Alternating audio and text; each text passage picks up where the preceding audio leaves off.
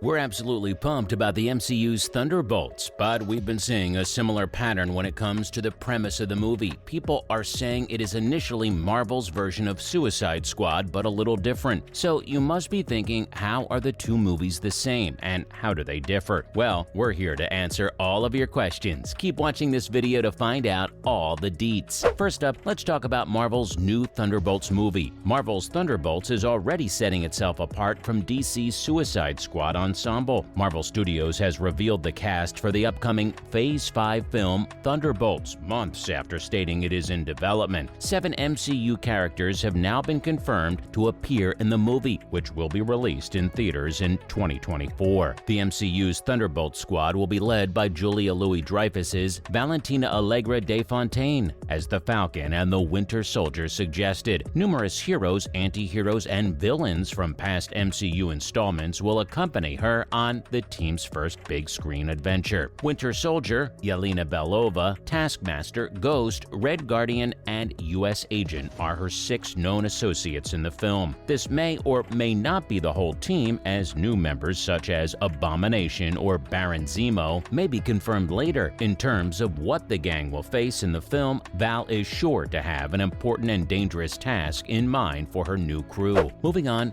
Thunderbolts has a team remotely similar to the Suicide Squad. Whatever Thunderbolts' plan is, Marvel now has an answer to the Suicide Squad. For a long time, the Suicide Squad has stood out in the DCEU as a group of villains that carry out secret government operations. Only in the comics does Marvel have a team that remotely resembles the Thunderbolts. Marvel Studios plans to publicly introduce the group to the MCU in 2024. Now, while the team's spirit will undoubtedly draw comparisons to the Suicide Squad, it's worth noting that Marvel's setup for the film has already established some significant differences. Here are some key differences between Thunderbolts and the Suicide Squad films. Not to mention, the MCU's Thunderbolts aren't real villains. The characters chosen for the Phase 5 film suggest that Marvel's depiction of the squad isn't true criminals like the Suicide Squad or even the Thunderbolts from comic books. Radioactive Man, Songbird, Beetle, Baron Zemo, and Power Man, for example, were members of the original Thunderbolts. Before joining, all mentioned characters were known as full-fledged villains, and they did not transition into anti-heroes until much later. The same can be stated of the majority of the Suicide Squad's characters. Bloodshot is one such case. While he had redeeming traits, he was unquestionably a real villain at the story's start, since he attempted to assassinate Superman. Marvel is taking a different approach with Thunderbolts, as indicated by its cast. Several team members have tainted pasts and are guilty of actions they may not be proud of. But most are now heroes, such as U.S. Agent,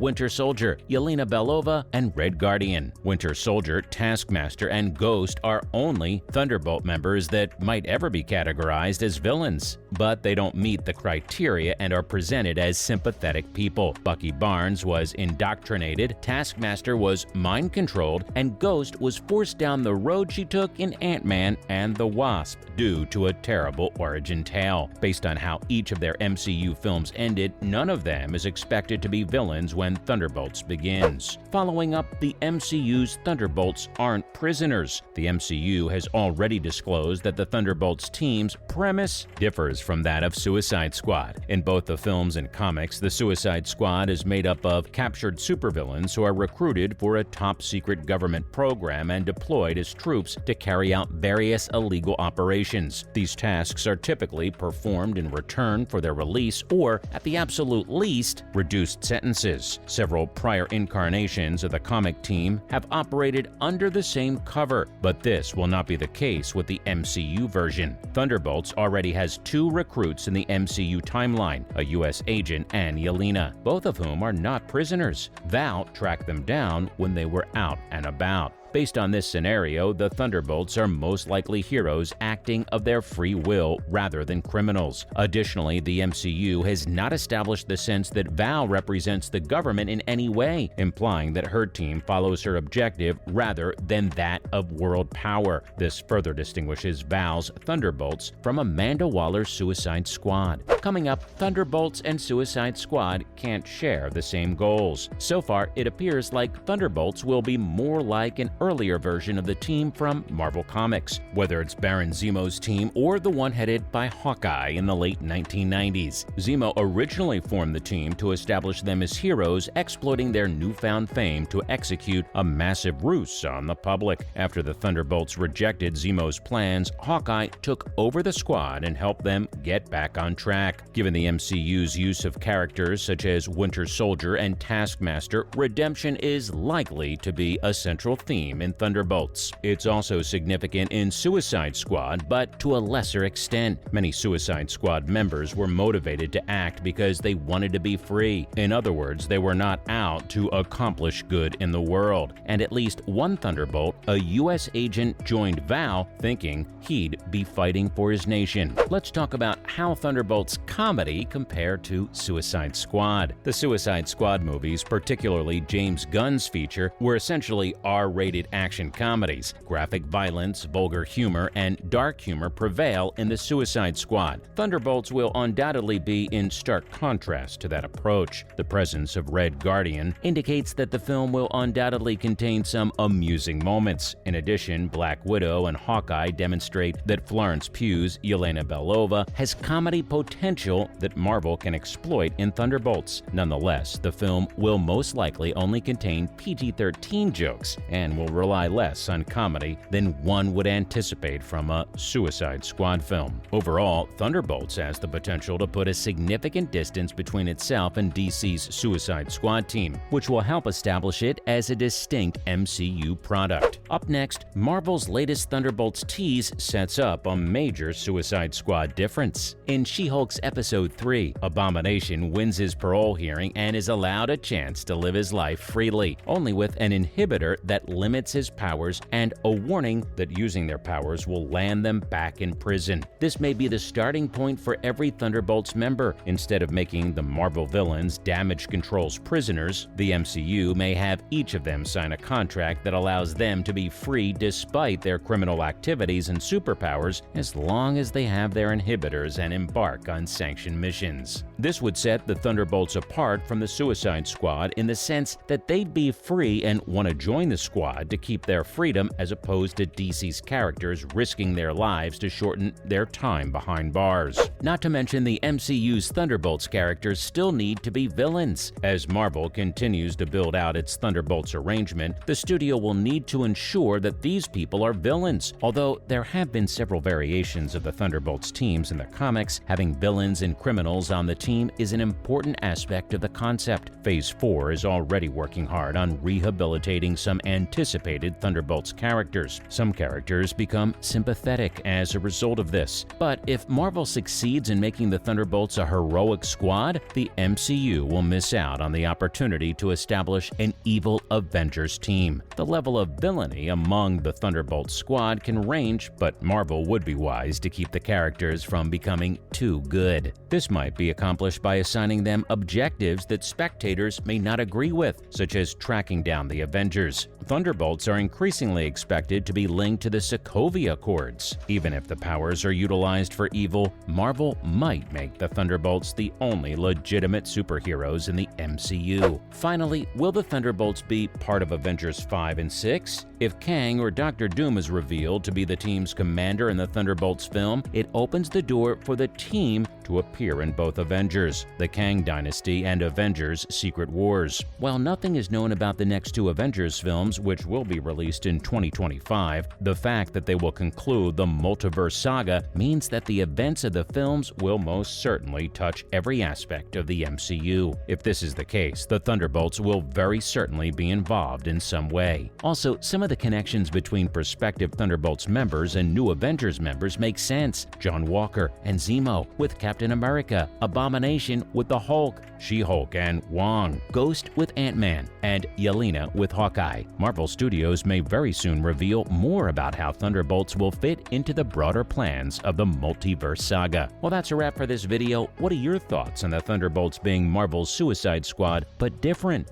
Let us know in the comments below. Make sure to give this video a thumbs up and subscribe to our channel for more videos like this. And we'll see you in the next one.